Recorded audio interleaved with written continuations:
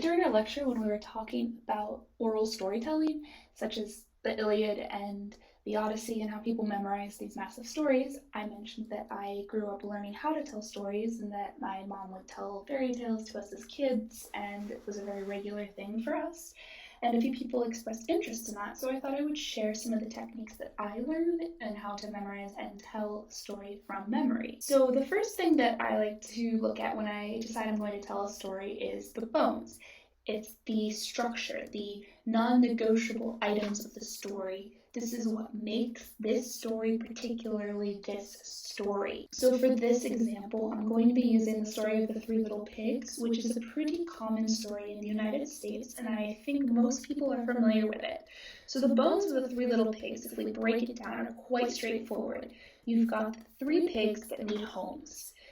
You have three pigs, and they each build a house out of different materials. A wolf comes and asks entry into the houses and is denied at each house. Two of those houses the wolf blows down, and at the third house the wolf fails to blow it down. And that's it. That's the entirety of the Three Little Pigs. Everything else that you think you know about the Three Little Pigs was added by whoever told you that story. But the bones are very simple, and here I've summarized them into 5 points. The next thing that I look at are what parts of the stories repeat. And there's a couple different ways that I would define things that repeat. One of the repeats can be the same event happening, but by different people. Or you can have the same person happening, but different events, different variables, or directions that are given and then performed. Pig 1 uses material 1. The same scenario repeats, and Pig 2 uses material B to build his house. Again, this repeats, and Pig 3 uses material C. You only have to memorize this scenario once and change up the person doing it. Same event, different person. Wolf blows down the first house. Wolf blows down the second house.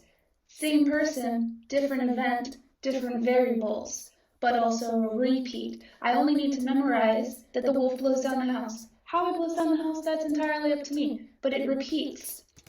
Wolf can't blow down the third house. Okay, that is also a repeat, slightly different variable. Sometimes you get a situation where a hero is given directions, and then the hero does said thing, and the directions are repeated verbatim, and this is a common motif you see in larger fairy tales or epics, where the individual events appear to repeat less, and you find the repeats more in characters repeating what someone has told them. The third layer is in the know. This is the audience favorites. This is how they feel like they know what the story is about, or they feel like they're involved in the story. It's like the little secrets between you and your audience. These are the favorites. Or sometimes it's like the chorus of the song, they're looking forward to this. So there are a few of these in the know moments in the Three Little Pigs that if you heard out of context of the story, you would know which story they were from. For example, little pig, let me in. That's what the big bad wolf cries every time he knocks on the door. Not by the hair of my chinny chin chin, reply the pigs. You expect the pigs to say this to the wolf. It's in the know, you're excited, and you repeat it. As a storyteller, I might say, and what did the pigs say? And the entire audience is invited to say, not by the hair of my chinny chin chin. And it's investment, it's excitement. If you're a child, you're involved. If you're an adult, you're involved. You know what's happening. You are in the story. Another famous one from the Three Little Pigs is I'll huff and I'll puff and I'll blow your house down. This one's particularly fun with kids because they get really into it, and then you can blow all over the room. And again, it repeats. These things repeat. So it happens at every scenario, but also at different scenarios slightly different. After he threatens to huff and puff and blow the house down, the wolf huffed and he puffed and he blew the house down. So we only have to memorize these sort of in one way or another, and then we're able to use them in different ways throughout the whole story. And you have other things like names, like the big bad wolf. That's the name you refer to it. It's like an epithet. We memorize certain things, and now I don't have to remember what the pig says when the wolf knocks on the door, because it's the same thing all the pigs say when they knock on the door. In fact, it's the same thing that I remember my grandmother saying. That's what makes it the Three Little Pigs. Now, if the pig also has a conversation about the weather, it happens too. And that brings us into the third part of storytelling, is the improvising section. Once you've got the bones, the bare points that make it the story, you've figured out what sections repeat, you know the audience favorites, the names. Now, as the storyteller, you get to breathe your own life into it. This is where you get to decide who are the characters, what are their lives like, what are you trying to tell, is there a moral to your story?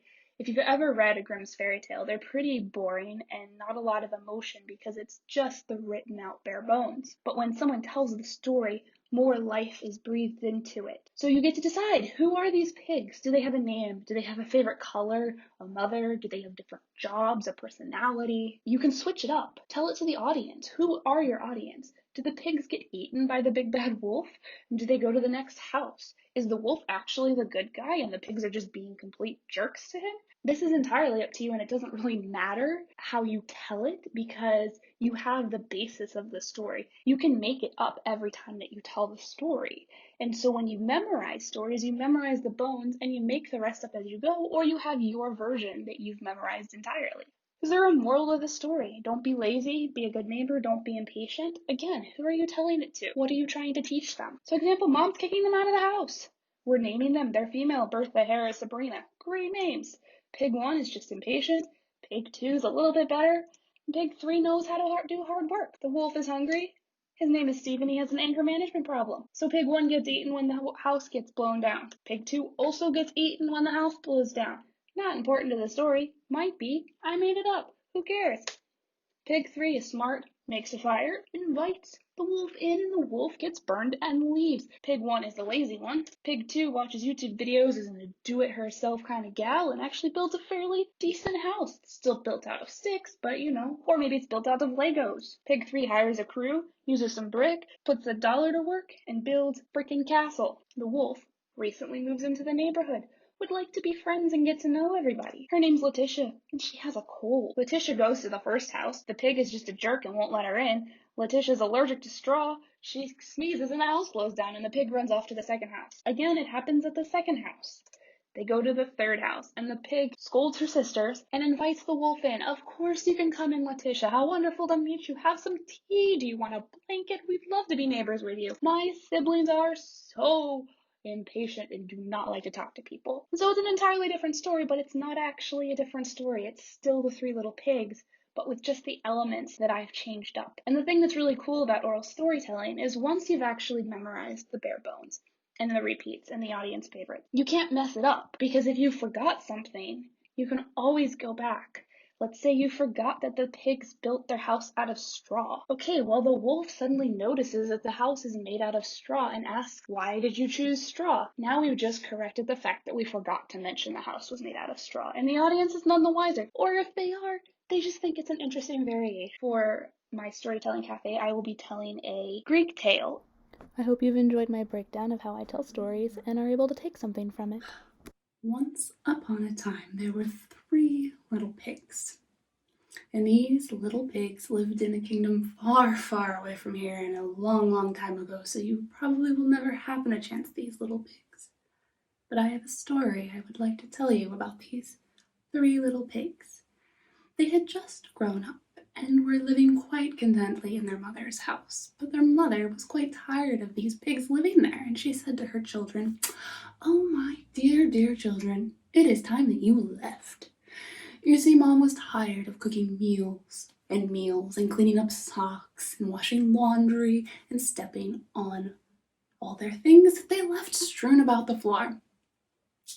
And so Mom, dearest, kicked the 3 little pigs out and said, "It is time that you go find your ways about the world and go and live life on your own."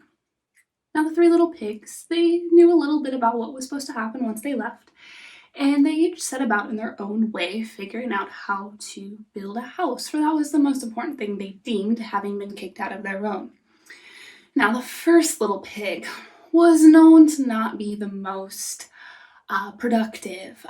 This little pig often slept in well past noon and was found to be slothful and lazy, and shortcuts were very much a favorite of this first little pig. So the first little pig happened upon a vendor who was carrying straw to market, and he thought to himself, right here, I am a lucky one indeed. Here is my house. And he approached the man and said, good sir, how much for the straw that you carry upon your back?" And the vendor said, "Oh, but for 5 pennies you can have all of this." And the first little pig said, "Why, this is such a deal." And he bought it all right up right then and went immediately to build his new house. And within the hour it was complete. And he said, "Well, hard day's work. I think I shall relax and enjoy the fruits of my labor." And it was a quite beautiful house to be made out of straw. Now the second little pig, a little more resourceful than the first little pig. You see, he liked to think about what to do. He was a little bit more of a thinker. Not quite as lazy. He was often up by about 9 o'clock in the morning. And as he was out walking around, he came across a vendor on his way to market carrying sticks. And the second little pig thought, "Oh, by golly, if I am not the luckiest pig alive. Here is my house." And he said to the vendor, good sir, how much for those sticks that you carry?" And the vendor looked at him and said, "Oh, but for 10 pennies you can have all of it." And the second little pig bought it all up, carried it to his new place, and immediately set about building a house. And after a good half-day's work, he had built a wonderful little house out of sticks. And he said to himself, "Ah, well, isn't this beautiful? Now I will sit back and enjoy the fruits of my labor."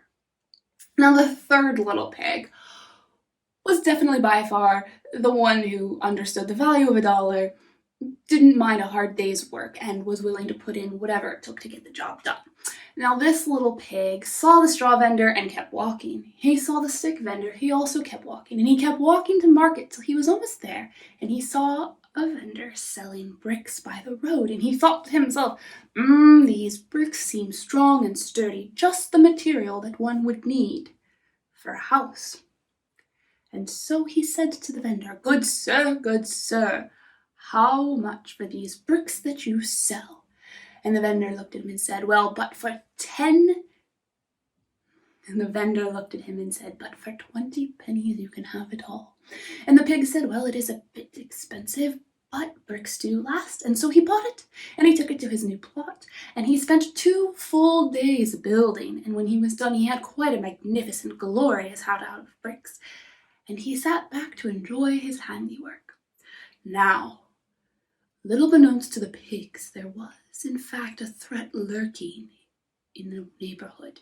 A threat that you might have heard of. He goes by the name of the Big Bad Wolf. And oftentimes when he is hungry, he goes out on the prowl, looking for his next meal, and he likes to prey upon little pigs. If he can find them, it is a delicacy. It is a delicious morsel, tasty, fresh to his mouth. Now this wolf happened to be in the neighborhood of the first little pig, and he could smell something glorious as he walked, and he said, "Ah, I do believe that I have found my supper." It's gotten actually rather dark in here now. And he walked up to the straw house, and putting on his most polite Big Bad Wolf voice that he could, he knocked gently upon the door. "Oh, little pig, let me in." Now the pig wasn't stupid. He could see that there was a wolf out there. He looked out the window, and he thought, well, this is not a good idea to let a wolf in. And so he walked up to the door, and he said, "Not by the hair of my chinny chin chin." Well, the Big Bad Wolf was not one to take no for an answer, and being quite peckish, said, "Well, then I'll huff, and I'll puff, and I'll blow your house down." And the first little pig, quite content and sure that his house would in fact stand against a wolf blowing, said, "No." And so the Big Bad Wolf, he huffed and he puffed and he blew the straw house all over the yard. And in the process of it being blown over, the little pig was thrown far from his house, and when the wolf showed up, he found that this pig had been quite dead as a doornail, and the wolf thought, well, this is perfect indeed. I don't even have to work for my meal. Here it is. And he gobbled him right up. Now, the wolf, being big and bad, was quite hungry, and so he continued on his way until he came to the second little pig's house. And again, he could smell it before he was there, and his stomach began to rumble, and he thought, oh my, if I am not in luck today. And he strolled up to the door, and using his same voice said, little pig, let me in." Now the second little pig was also not stupid, and he saw out the window that there was a big bad wolf on the door asking to come in, and he thought to himself, well, this can't be a very good idea. And so he called out, well, not by the hair of my chinny chin chin. And the big bad wolf just looked at him and said, well, then I'll huff and I'll puff and I will blow your house down. Well, the second little pig thought, well, he can try, but I have built a pretty sturdy house. And so the big bad wolf did just that. He huffed and he puffed and he blew the house down, and the sticks went flying and the little pig went flying. And the wolf went over to inspect, and there he found the second little pig dead as a doornail. And so he gobbled him right up. And he thought to himself, my, I am such a lucky gentleman today. I have found 2 meals quite easily attained. Fortunately, I still am rather peckish. And so he continued on his way. And it wasn't before too long that he came to the third little pig's house. And he could smell before he was there, and he thought to himself, well, this wouldn't be the third course to my magnificent meal. And he strode right up to the door, quite confident in his ability. And he knocked and he said, little pig, let me in. Now the third little pig barely got up, and he recognized immediately the voice of a hungry wolf, and he just merely called from his armchair, not by the hair of my chinny chin chin. Well, the big bad wolf, knowing this a tried and true method, said, then I'll huff and I'll puff and I will blow your house down. And the little pig just shrugged and went back to his book. So the big bad wolf, he huffed and he puffed and he blew, and nothing happened. The house remained, and he grew angry, and so he huffed and he puffed again, and he blew, and the house stand true. And he called again, little pig, let me in. And the little pig called, I don't think so, but if you would like to come in, you could come through the chimney. And the big bald wolf said, well, that is quite smart. But he did not see from the chimney that the smoke was coming, for you see, the little pig had been cooking his own dinner and had a pot of boiling water with the most luxurious soup boiling and bubbling along inside. And so the big bad wolf, he climbed to the top of the roof, and he looked down, and he thought, just a little bit of smoke doesn't bother me, and he began to shove his way down, and about halfway down, he slipped and fell all the way down into that boiling pot of water, and he let out a great yelp. But unfortunately, being so full of the other pigs, he could not climb his way out, and he met his demise in the boiling water of the third little pig. And the third little pig looked at the wolf and said, you'll huff and you'll puff and you blow my house down, I think not. The end.